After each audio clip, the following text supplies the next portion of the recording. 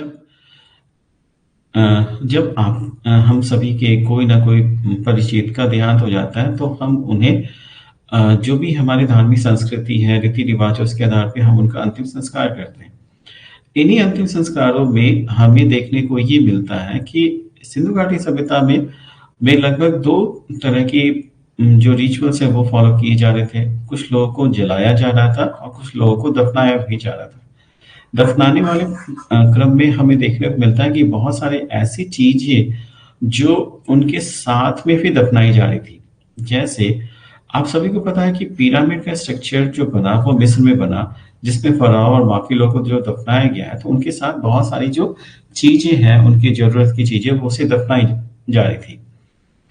अब ये जो चीजें इन बरियल्स में इन चीजों का मिलना इस बात का सीधा सीधा प्रमाण ये देता है कि या कि ये बिलीफ उन लोगों का था कि मरने के बाद भी चीजों का जरूरत पड़ता है, यानी मरने के बाद भी इंसान मरता नहीं है, वो किसी दूसरे स्थान पे चला जाता है, या तो स्वर्ग में चला जाता है या नर्क में, वो कहीं भी जाता है और वहां पे उसे उन चीजों की जरूरत पड़ती होगी।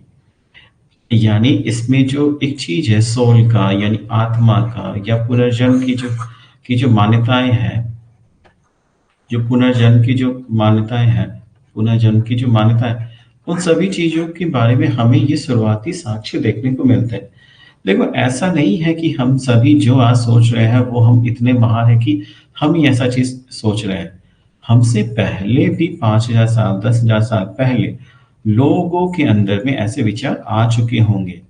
हम आज किसी चीज को देख रहे हैं, समझ रहे हैं, तो ऐसा नहीं है कि हम ही वो पहले इंसान हैं।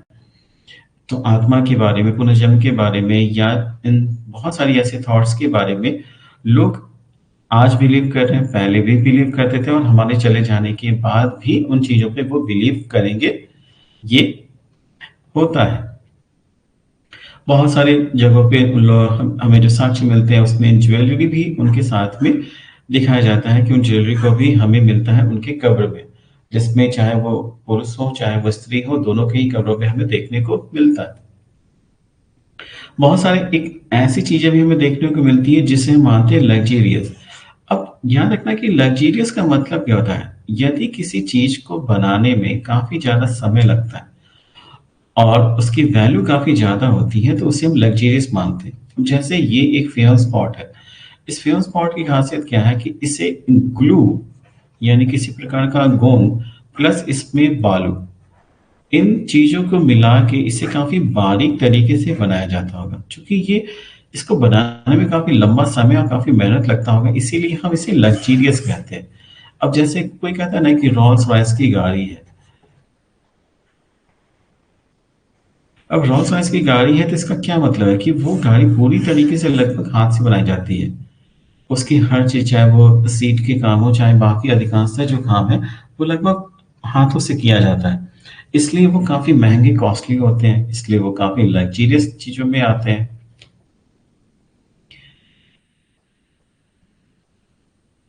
बहुत सारी जो हमें क्राफ्ट मिलते हैं, अब ये क्राफ्ट मतलब इन सब चीजों से हमें क्या पता चलता है। इन सब चीजों से पता चलता है कि वहां पे कारखाने थे।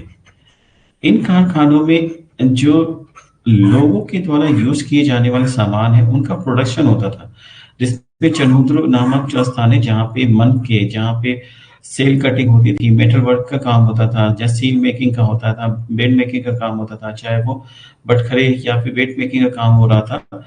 ये सारी चीजें यहाँ पे हो रही थी। इसीलिए ना हमने पहले भी कहा कि ये एक शहरी सभ्यता थी, क्योंकि ये सारे सारे काम गांव में नहीं होंगे। गांव में क्यों नहीं होंगे? क्योंकि गांव में एग्रीकल्चर एरिया है, लैंड है, वहां पे लोग एग्रीकल्चर वाले काम करेंगे। जबकि यहाँ पे लोग क्या कर रहे थे? यहाँ पे लोग सामान बनाए थे, और इन सामानों को हमने मेसोपोटामिया, जो मेसोपोटामिया की सभ्यता है, वहां पे भी हमें इन चीजों के अवशेष हमें देखने को मिलते हैं। चाहे अगर पूरी पूरी सिंधु घाटी सभ्यता है, तो चनोत्तरों का बना सामान आपको सुतका गेंडोर में मिल रहा है, आपको हड़प्पा में मिल रहा है, आपको दायमाबाद में मिल रहा है, आपको आलमगीरपुर में मिल रहा है, आपको मोहनजोदड़ो में मिल रहा है, आपको सूरतगई में मिल रहा है, आपको मेसोपोटामिया मिल रहा है। तो ये सभी सामान हमें क्यों मिल रहा है?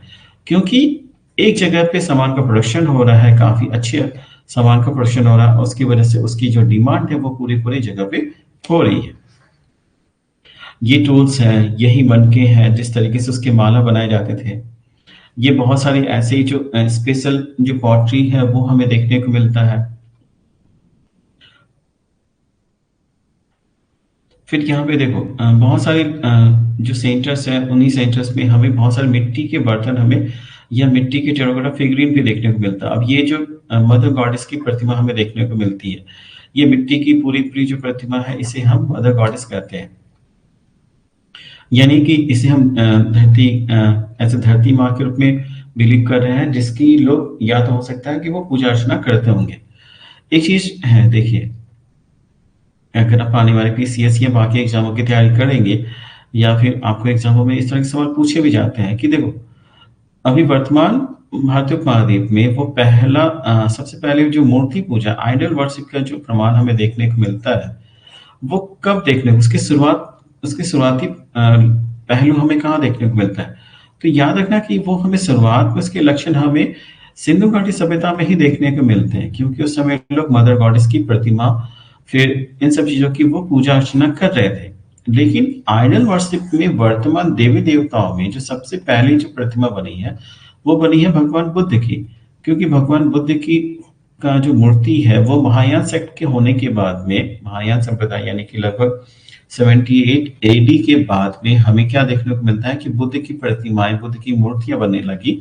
और लगभग 400 एडी के आसपास से हमें जो हिंदू देवी देवता है उनकी भी मूर्तियां बनने लगी और मंदिरों का निर्माण होने लगा। लेकिन जो शुरुआती साक्ष्य हमें देखने को मिलेगा, जो एविडेंस हमें देखने को मिलता है आइडल वर्शिप का पूरे पूरे भारतीय उपमहाद्वीप में, वो हमें सिंधु घाटी सभ्यता में देखने को मिलता है। लेकिन अगर इसी सवाल में थोड़ा सा एक अंतर ये कि अगर वर्तमान देवी देवताएं हैं, उनकी पूजा का जो शुरुआती सबसे पहले जो मूर्ति बनाई गई है वो किसकी बनाई गई, तो वो भगवान बुद्ध की बनाई गई। ये सारी सारी जो चीजें हैं ये आपको मेटल वर्क के काम किए गए हैं।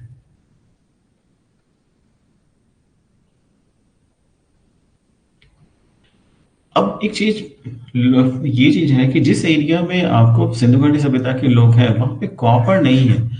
कॉपर का प्रोडक्शन होता है आपको खेतरी में, और खेतरी की वर्तमान स्थिति कहाँ पे है, तो ये राजस्थान में। ठीक उसी तरीके से हमें जो गोल्ड मिला है वो गोल्ड उस इलाके में तो नहीं है। गोल्ड हमें मिलता है कोलार के इलाकों में, कर्नाटक रीजन में।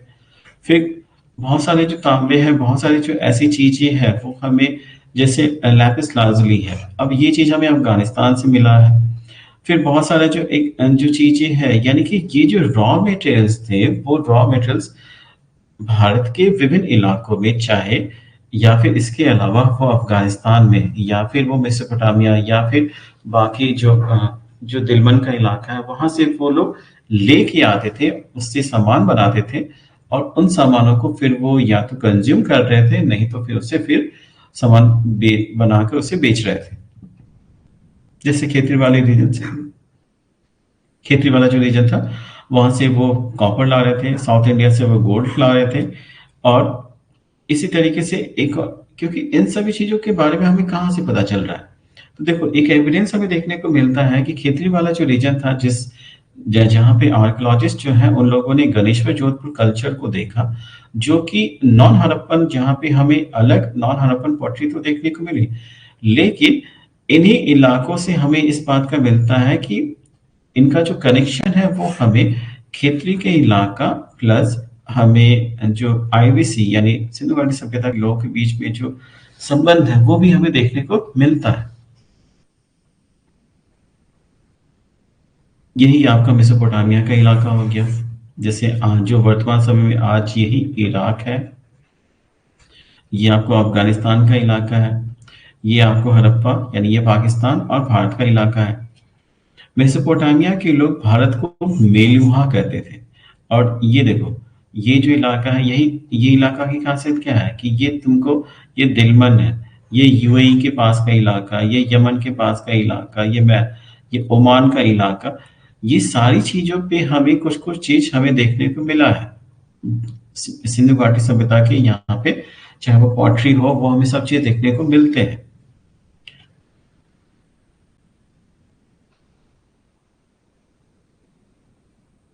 देखो, जैसे जो कॉपर मिला है वो ओमान से मिला है। क्यों? क्योंकि ओमानी कॉपर में जो निकेल के अंश मिलते हैं, और वो हमें हड़प्पा सभ्यता में भी देखने को मिलते हैं, और जो ओमान से जो मिलता है उसमें हमें देखने को मिलता है। यानी इससे पता चलता है कि जो कॉपर का यूज भारत में हो रहा था उसमें बहुत सारा सारा या तो क्षेत्र से भी आ रहा था, लेकिन वो ओमान से भी आ रहा था।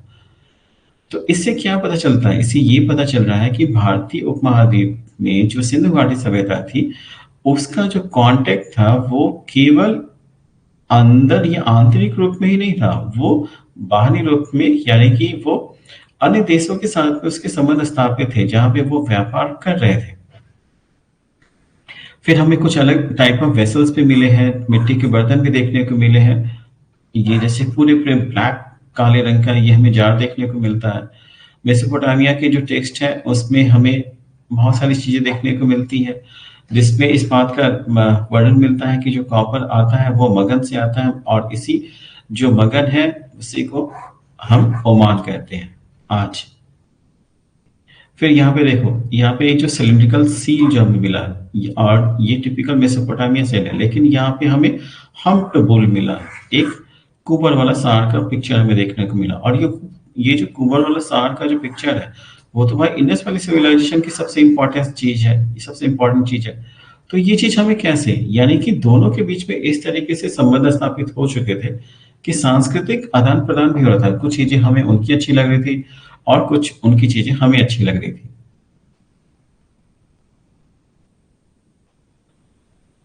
मेलुहा के बारे में मेसोपोटामिया में एक मिथ मिलता है कि मे योर बर्ड बी द हसा बर्ड। ये हसा बर्ड का मतलब क्या है कि ये जिस बर्ड के बारे में ये लोग बात कर रहे हैं ना, ये मोर के बारे में। मोर याद रखना कि उन इलाकों में नहीं मिलता है, और मोर की खूबसूरती को देख के वो काफी आश्चर्यचकित थे। इस वजह से उन लोगों ने इसको लेके काफी ज्यादा अपनी किताबों पुस्तकों में मिथ में बहुत सारी चीजें इसके बारे में लिखी। अब ये चीज, बहुत सारे ऐसे लोग होंगे जो ये कहेंगे कि आप कैसे कह रहे हो कि वो लोग व्यापार करते थे, क्या कुछ नाव के अवशेष मिले हैं? कैसे हम कह सकते हैं कि देखो, देखो सील मिला है ना, ये ऐसे सील मिले हैं, इन सीलों पे देखो ये नाव बने हुए हैं। अच्छा, आप लोगों को शायद अभी भी ये डील नहीं कर पा रहे होंगे कि सील मतलब मोहर, मोहर क्या होता है। देखो, तुम सभी ऐसे समझो कि हम लोग कोई सामान लेते हैं, ठीक है? कोई सामान ले रहे हैं तो उस सामान पे अगर मान के चलो, जो कंपनी है जैसे आरसीबी, अब मान के चलो आरसीबी है, तो आरसीबी जो क्रिकेट फ्रेंचाइजी है उसका अपना एक लोगो है ना। अब ये जो लोगो है वो शायद उसके टी शर्ट पे हो, चाहे कहीं पे बैट पे हो, चाहे किसी जगह पे हो। अगर ये लोगो हम किसी चीज पे लगा दें तो इसका हमें क्या पता चलता है कि इसका संबंध, ये पर्टिकुलर जो सामान है इसका संबंध आरसीबी से है।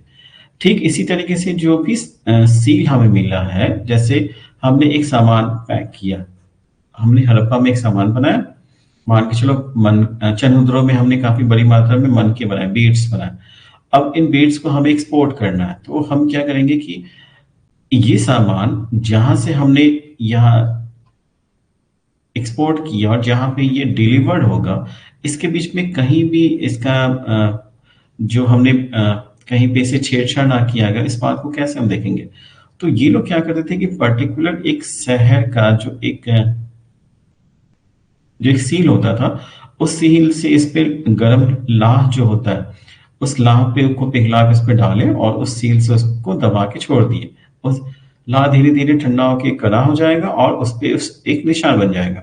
जब ये सामान यहाँ से यहाँ पहुंचेगा, तो जब लोग यहाँ पे देखेंगे तो उन्हें वो पूरी तरीके से सील पैक देखने को मिलेगा।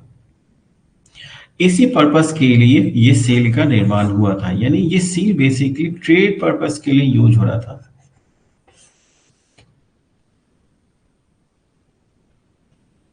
अब इन चीजों को देखो, ये इनकी जो ये स्क्रिप्ट थी, मैंने शुरू में बताया कि उनकी जो स्क्रिप्ट है वो अनडिसाइफर्ड है, और अनडिसाइफर्ड का मतलब है कि उनके द्वारा लिखा गया कोई भी चीज आज तक हम समझ नहीं पाए।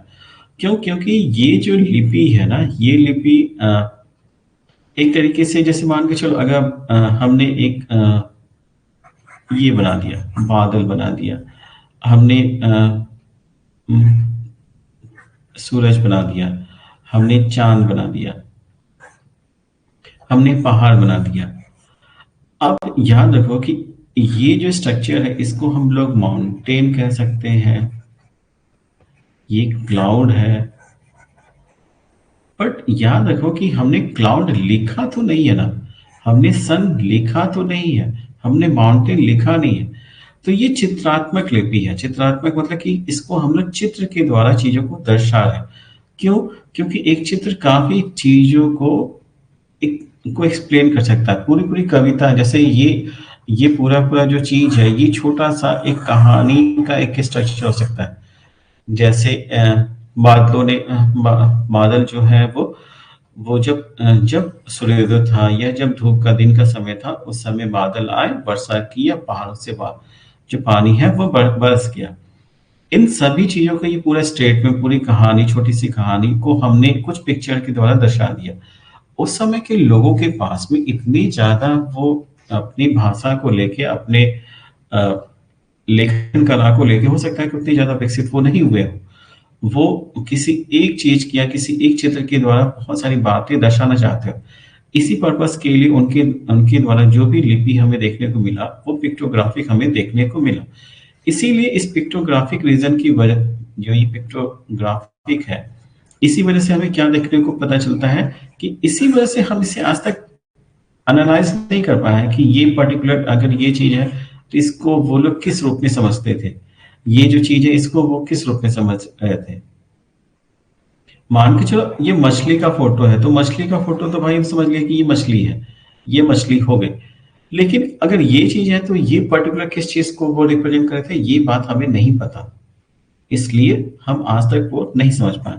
अब यही चीज मैंने आप लोगों को बताया था। अब ये देखो, ये गीली मिट्टी हो, चाहे फिर ये ला हो, जिसपे ये पूरा पूरा जो सील से दबाया गया, उसकी वजह से क्या है, देखो वो पूरा निशान पड़ गया। अब यहाँ पे कहीं भी ब्रेक हमें नहीं मिला, यानी ये जिस जगह पे भी होगा वहां पे इस बात का इंप्रेशन होगा कि सामान जो भी आया है उस सामान में कहीं भी छेड़छाड़ नहीं किया गया। इससे क्या होगा कि जो ट्रेड है, वो ट्रेड्स आराम से और बिना किसी विवाद के, डाउट के, आसानी से फल फूल रहा होगा। सोचो उन लोग, वो लोग आज से भी काफी ज्यादा अच्छे अपने जो व्यापार को लेके काफी ज्यादा वो सोच रहे थे कि नहीं, हमें किसी प्रकार का ऐसा कोई काम नहीं करना जिसमें हम गलत या झूठे साबित हो।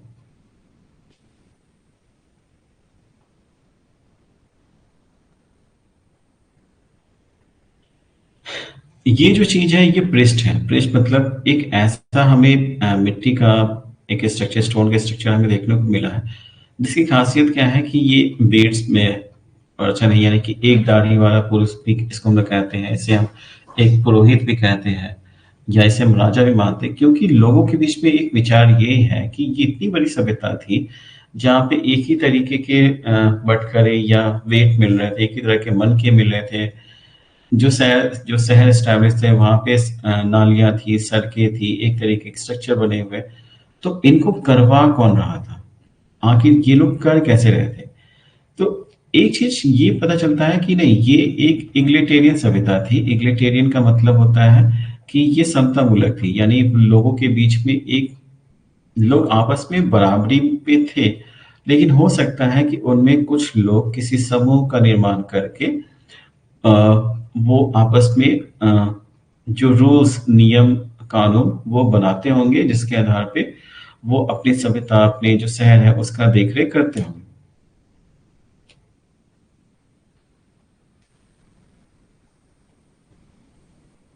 ऐसा नहीं है कि जो मेसोपोटामिया सभ्यता या इजिप्शियन सभ्यता की तरह हमें बड़े बड़े महल देखने को मिले, ऐसा नहीं मिला। इसी वजह से ये खासकर ये माना जाता है कि ये पूरी पूरी जो इंडस वैली सिविलाइजेशन की जो सभ्यता थी, वो पूरी पूरी इग्लिटेरियन सभ्यता थी, जहाँ पे वो समता मूलक थे, यानी समाज काफी यूनिफॉर्मिटी या फिर आपस में वो इक्वालिटी पे बिलीव करते थे।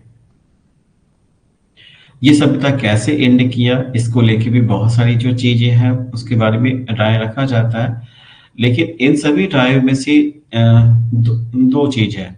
दो अलग अलग जो राइटर्स हैं, जैसे जॉन मार्शल का हो या व्हीलर का हो, उन लोगों ने कुछ कुछ चीजें लिखी है। अब जैसे ऋग्वेद में मेंशन है कि जो इंद्र थे, भगवान इंद्र, वो इंद्र को आर्यन का वार गॉड माना गया। साथ साथ उसे पुरंदर कहा गया। पुरंदर का मतलब होता है जो किलों को तोड़ दे, डिस्ट्रॉय कर दे। लेक और बहुत सारे कुछ ऐसे एविडेंस हमें ये मिलते हैं कि जिसमें पता चलता है कि बहुत बड़ी मात्रा में मैसेकर हुआ है, यानी लोगों की हत्या की गई है। लेकिन 1960 के दशक में जब बहुत सारी चीजें हमें फिर से मिलती है, तो हमें ऐसा कहीं भी ऐसा नहीं मिलता है कि बहुत ही बड़ी मात्रा में एक्सटेंसिव बर्निंग किया गया हो, या फिर बहुत सारे जो योद्धा लोग हैं उनकी हमें बॉडी देखने को मिली है, बहुत बड़ी मात्रा में हथियार देखने को मिले। ऐसा हमें चीज देखने को नहीं मिलता है। तो फाइनल एविडेंस, तो कुछ चीजों के आधार पे आप पूरी पूरी सभ्यता के बारे में अनुमान नहीं कर सकते। हाँ, हो सकता है कि कुछ जगह पे क्योंकि मोहनजोदड़ो को तो वैसे भी मुर्दों का टीला कहा गया है, यानी कि बहुत सारे वहां पे लोग दफन हमें देखने को मिलते हैं। लेकिन उसके आधार पे हम पूरी सभ्यता को ये नहीं कह सकते हैं कि जो आर्यंस आए उन लोगों ने पूरी तरीके से उस पूरी सभ्यता को ही खत्म कर दिया। ऐसा नहीं है।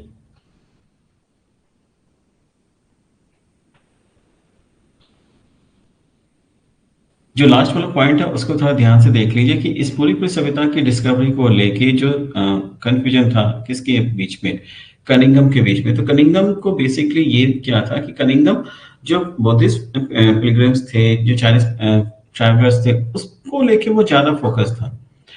उसके दिमाग में जरा सा भी ये नहीं था कि ये जो सील मिल रहा है ये किसी बहुत पुरानी सभ्यता के बारे में उस चीज से जुड़ा हुआ है। इसी वजह से कनिंघम, अ, देखो, कनिंघम के पास में जो स्केच मिला था पहला हड़प्पा सभ्यता का, वो कुछ ऐसा उसे मिल गया था। उसे ये एक चीज मिला भी था, ये एक लिपि स्क्रिप्ट भी देखने को मिली, लेकिन उसके बावजूद भी वो पता नहीं कर पाए। और उनके चले जाने के बाद में लगभग सर जॉन मार्शल के समय में ही इन सब चीजों को हमें, जो खोजबीन है वो हमें देखने को मिलता है। और इसमें अधिकांश जो सारा श्रेय जाता है वो जॉन मार्शल को जाता है। जॉन मार्शल ने ही बाद में 1924 में ही एक पूरी पूरी वर्ल्ड में इस बात को एक प्रेस कॉन्फ्रेंस किया, और बताया कि हमने एक इंडस वैली सिविलाइजेशन की खोज की है, जो कि भारतीय उपमहाद्वीप की सबसे प्राचीन सभ्यताओं में से एक है। क्योंकि ये वो समय है कि उससे कई हजारों वर्ष पहले से ही अ, जो ग्रीक सभ्यता थी, रोमन सभ्यता थी। तो याद रखना कि ग्रीक सभ्यता, रोमन सभ्यता, उनका संबंध इजिप्शियन सभ्यता से हुआ है। और इजिप्ट में चाहे आपको पिरामिड्स है वो हमें काफी लंबे समय से देखने को मिलते हुए आ रहे हैं। लेकिन चाहे मेसोपोटामिया सभ्यता भी धीरे धीरे खत्म हुई, लेकिन उसके भी अवशेष हमें देखने को मिल जाते हैं। लेकिन भारतीय सभ्यता में जो सिंधु घाटी सभ्यता है, इसका अवशेष हमें कहीं आमतौर पे देखने को मिला ही नहीं।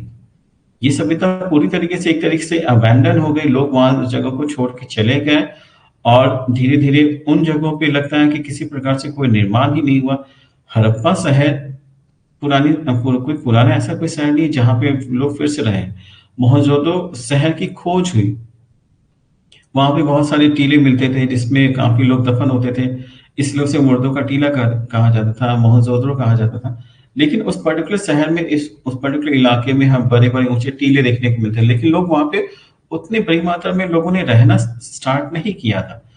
आप जब भी अपने आसपास के गांव में देखो या किसी जगह पे, जब भी आप ये देखोगे ना जो ऊंचा टीला, तो बिलीव करना कि हो सकता है कि उन जगहों के नीचे में कोई पुरानी सभ्यता के अवशेष होंगे।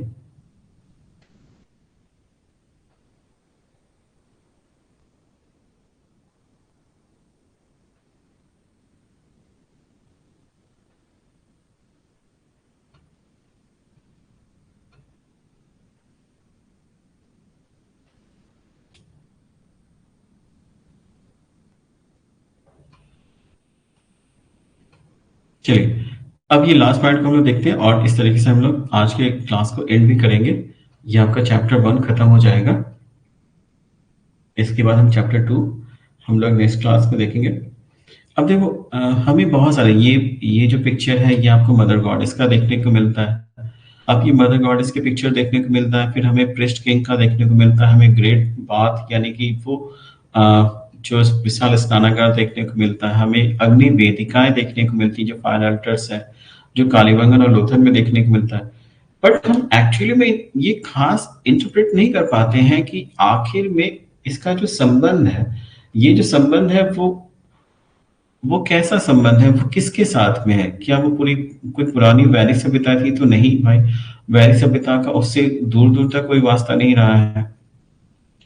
हमें एक मिथिकल जानवर मिलता है जिसे हम यूनिकॉर्न कहते हैं, यानी एक श्रृंगी जानवर देखने को मिलता है, जो गेंडे के जैसा देखने को मिलता है क्योंकि उसकी उसके नाक पे एक सींग देखने को मिलता है। बट ऐसा जानवर हमें ग्रीक और रोमन एम्पायर में भी देखने को मिलता है, ठीक लगभग उसी टाइप से एक कहानियों में जो मिथ है उसमें हमें देखने को मिलता है।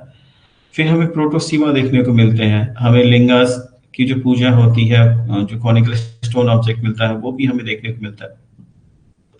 लेकिन खासकर हम एक कनेक्टिंग रिलेशन एस्टैब्लिश नहीं कर पाते हैं कि आईवीसी जो इंडस वैली सिविलाइजेशन थी, उसके बाद में वैदिक कल्चर हुआ, इसके बीच में कहीं पे भी क्या कोई कनेक्शन है, इस बात का हमें कोई प्रमाण देखने को नहीं मिलता है। ये याद रखो कि ये हमें जिसे हम प्रोटोसिवा कहते हैं। जब आप वैदिक ग्रंथों को देखोगे, ऋग्वेदा को देखोगे, तो ऋग्वेदा में आपको शिव तो शुरू में है ही नहीं, वो तो रुद्र है, और रुद्र बाद में शिव होंगे और काफी समय के बाद उनकी पूजा होगी। बट क्योंकि ऋग्वेद के ग्रंथों में तो सबसे पहले इंद्र, वरुण, ये इन सभी देवी देवताओं की पूजा की जा रही है। उसमें तो विष्णु भी नहीं है शुरुआत में, उनकी उनकी भी महत्ता नहीं है, वो भी ज्यादा प्रोमिनेंट नहीं है। तो ये कैसे इन चीजों का, ये बात में इतिहास में आज भी लोगों के बीच में एक रहस्य बना हुआ है, और लोग इसके बारे में आर्कियोलॉजी हो या बाकी साक्ष्य हो, चीजों के आधार पे वो चीजों को ढूंढने की कोशिश कर रहे हैं। अब ये देखो, ये शिवलिंग्स के ये हमको रिलेट कर रहे हैं कि ये शिवलिंग्स हैं, ऐसे स्ट्रक्चर में बने हुए।